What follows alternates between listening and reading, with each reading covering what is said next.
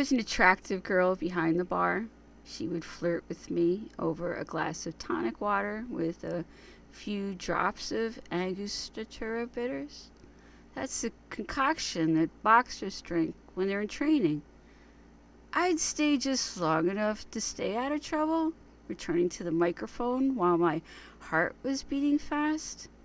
I'd been taught not to give in to temptation, but the lesson hadn't always taken. A missionary priest from Connecticut served at the parish of my junior school. Father Corbett was a handsome man with wavy hair like a Kennedy brother. He had been dispatched to save the little heathen children in Middlesex after the Second World War had caused a shortage of Catholic priests to minister to the flock heading out to the suburbs. Everyone liked Father Corbett. The sisters doted on his every word, as did the parents who would gather around him on the church steps after Mass.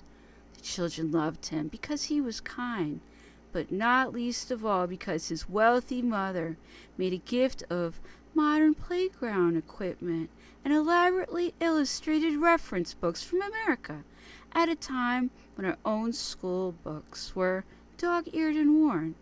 What pennies we didn't spend on rice paper flying saucers filled with sherbet we dutifully dropped into little blue envelopes bearing similarly hued portraits of abject-looking African children. We were told the money was going to baptize them, and we were encouraged to name the children in our own penciled handwriting. By 1964, there were a lot more kids called John, Paul, and George, and probably even a few Ringos.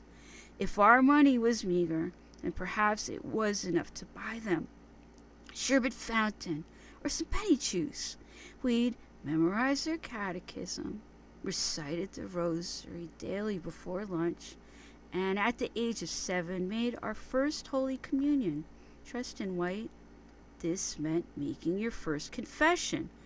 I looked down at the table of possible sins and the commandments and got all the way to number 7 and realized I had nothing to confess. I thought it would look a little suspicious if I hadn't done anything, so I confessed to adultery and threw in coveting my neighbor's ox just to be on the safe side. On the other side of the confessional grill, I could make out the fuzzy outline and familiar voice of Father DiTucci. Another more somber American, he gently set me straight on the possible sins of a child, and then gave me a penance of 3 Our Fathers and 5 Hail Marys for telling lies.